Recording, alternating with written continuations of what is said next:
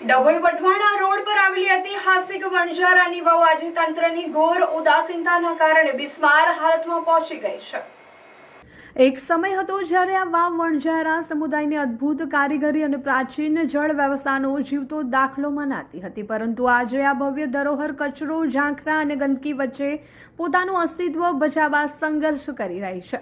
ઇતિહાસ મુજબ પ્રાચીન સમયમાં વણઝારા સમુદાય જ્યાં લાંબા સમય સુધી વસવાટ કરતો હતો, ત્યાં લોકો અને પશુઓ માટે પીવાના પાણીની વ્યવસ્થા ઊભી કરવા માટે આવી વાવો બનાવવામાં આવતી હતી।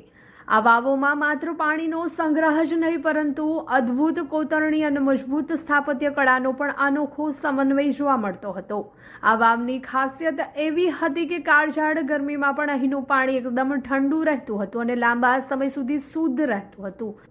પરંતુ સમય બદલાતા પરંપરાગત જળ સ્ત્રોત પ્રત્યે લોકોનું મહત્વ ઘટ્યું અને આજે ઐતિહાસિક વાવ અવગણનાનો ભોગ બની છે। હાલમાં વાવની આસપાસ મોટા પ્રમાણમાં ઝાડી ઝાકરા બાવળો ઉગી નીકળ્યા છે।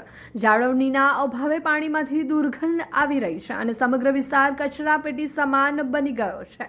સ્થાનિક લોકો અને ઇતિહાસ પ્રેમીઓએ તંત્ર સામે ભારે રોષ વ્યક્ત કર્યો છે।